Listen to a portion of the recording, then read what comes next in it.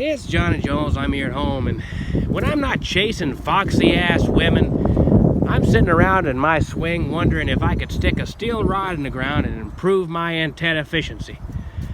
So that's what we're going to do in today's video.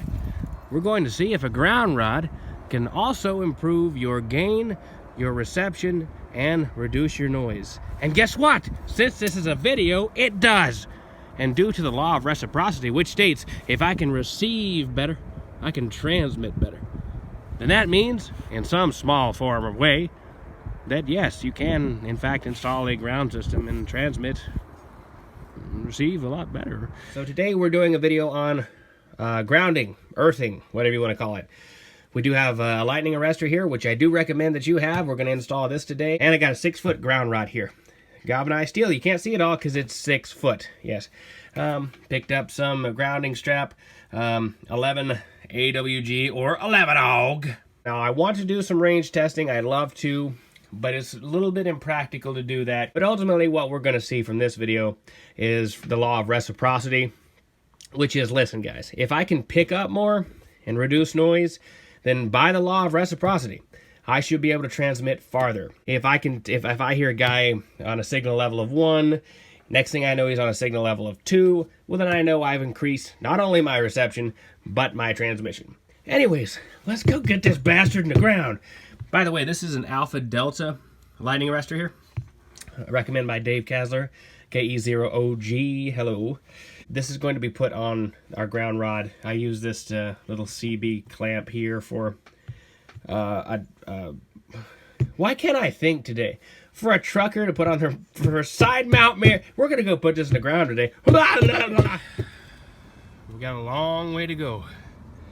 Let's get started.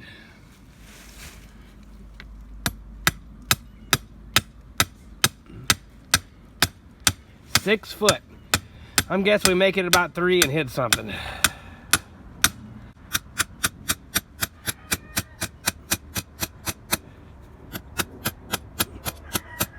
Surprisingly, not yet. It'd be great if we didn't. It'd be wonderful. All right. Got 3 foot left to go. Let's see if we can get it all the way in there. All right, about 2 foot now, maybe a little less. Still haven't hit anything. I'm so surprised. And remember, when you're driving something like this, get on your fucking knees if it gets low enough. Believe me, I've done a lot of back research lately. Leaning over and hammering anything in, a bad idea. Puts a lot of stress on L4 and L5. So, get on your freaking knees and do this. Driving a 6-foot galvanized rod into the ground with just a hammer is actually hard to do. Yeah, or maybe I'm just out of breath and old. I did a lot of back research lately. If you get something down this low, you're gonna want to lay on your belly and tap that fucker in. Alright, now this is not the best configuration because this is actually pointing vertically. We'll have to do a lot of weatherproofing. So if I can get another bracket that puts this on a horizontal plane so I don't have to worry about water getting down in there, I will. But as of right now, let's just go test it out and see if there's any difference in distortion levels. Alright, we got people on every channel, so it's going to be really hard to get a noise floor here. We may have to do this visually on the computer. Good one out there in Kentucky, man. Need a minute 757. Nick here in Boulder, Colorado. Let me go ahead and turn noise filter off. I totally forgot I had that on.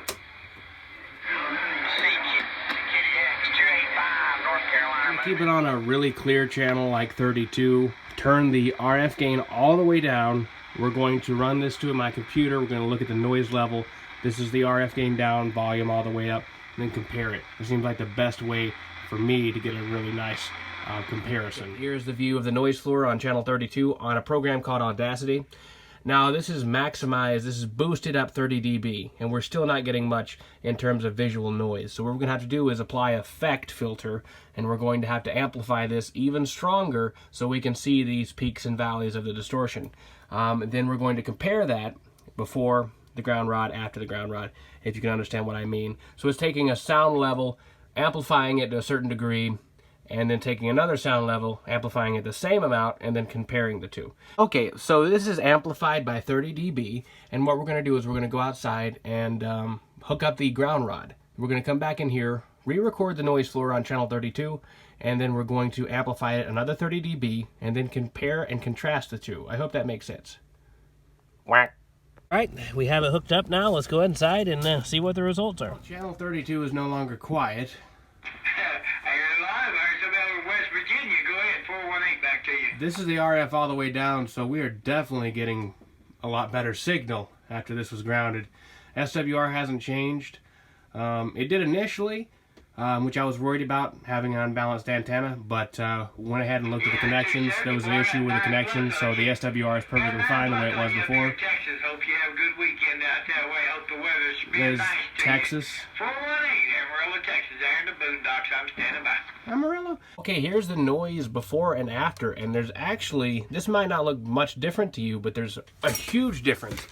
Look at the width of the noise here versus here. These are actual signals. You see how this is just one big blue continuous wave, and this is actually little peaks and valleys. This is actual signal you're hearing right here, where this is just fuzz before. Fuzz, sharp signal. Wow. That's incredible, isn't it? Just say yes. Yes, it's great. You're such a genius. Right, yeah. Right. Okay, so there's a serious difference in audio between this and this. I'm going to try to let you guys listen to it. I don't have speakers, unfortunately. I just have headphones. If we can't hear it on the headphones, I'll hook up a speaker. I'll find one. Listen to how clean this sounds versus this. A lot more specific signals in this than here.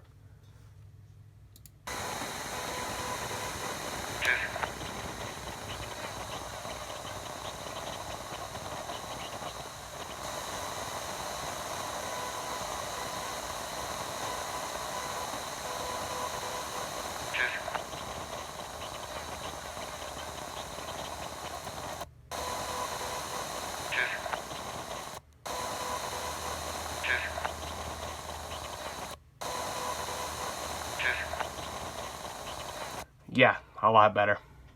You are, like I said, it is no different, but I will just prove it to you. It is in set position, and right there, just under 2. And on channel 1, calibrate, set position, SWR, almost flat. Sounds good. I'm incredibly impressed. I'm hearing people with the RF all the way down, and they are loud. What the fuck are you looking at? I hope you brought me a pizza. No, I looked out there. You're not here. I'll tell you, man. You guys are hitting me 20 over in Saskatchewan Beach. Hey, Roger, moving in here. Making a good bunch of noise out here in Saskatchewan Beach, Canada. You got the Prairie Chicken. The Prairie Chicken, 242, Saskatchewan Beach. Have a good one. 702 Jamaica Radio. Jamaica? Who's got fucking Jamaica? 181 Louisiana, 702 Jamaica Radio. Neil Baker 99, be listening 73rd South Africa. 55 Colorado, we're trying. The scene out to the Buckeye, 66 Pikes Peak waving. So from what I can tell, just looking at the noise levels when people aren't talking, it's a little bit hard to estimate. It looks like we gained about 2 S units of noise reduction, because before we were about a 3 to 3.5 on a lot of channels when people weren't speaking, and now we're at about 1.5 maybe, so about 2. We lost about 2 S units of noise. From what I can tell, it's a rough estimate, but that's the best I can do right now. Okay, we got some free banders here for sure. Listen to this.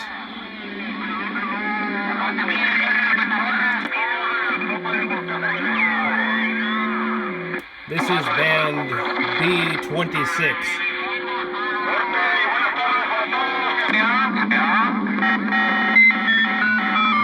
Hello, 15. Can everyone hear me out there? I need a radio check. Sound good on who I appreciate that. This is Cliffhanger, Pumpkin Center. Just waving a hand. Had a good skip today. I hope you guys had a good time with skip. Put in a ground rod for my antenna. See if SWR was good. It was good, and I needed a contact, so I appreciate it. Where are you at, Pumpkin Center? Right beneath that. Yeah, old Pops lived back in behind that thing there for years. He spunked at it at Slick's store. I know a lot of people over there. Ah, where are you, well, what's your 20? Are you, near me? I'm down the road in Alexis here. I'm over here off 27 mile Alexis. Oh, I'm not doing too bad then barefoot. That's great. What's your handle? Who dat? They call me Who dat, Roger. Ah, who dat? Okay. This is Cliffhanger. Nice to meet you, my friend. You climb cliffs, how you get that handle? Well, I actually come up with it when I was 12. I got into radios when I was 12, and for some reason I thought that was really cool, and kept it ever since. So I've had it for many, many years.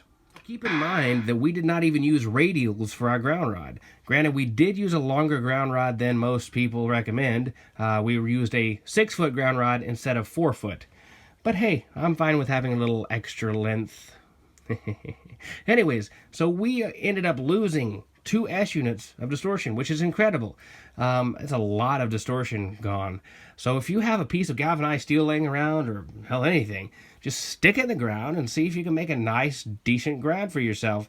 Like I said, use radials. I didn't get around to it. I was going to test a before radials and after radials, but I happened to be so impressed by the results that I didn't even think about it. In fact, I did use some of this to attach a bus bar to my desk to use for a crystal radio build that I'm doing. Anyways, it's Johnny Jones. I'm here at home, and I'll see you later. Well, it is day 2 of the constant skip. I'm so glad we got the noise floor down, but you can't even tell it with how many people are talking. There's Mexico right there. The problem is, though, I'm hearing things from outer space now, because there's literal aliens on channel 38. Listen to this.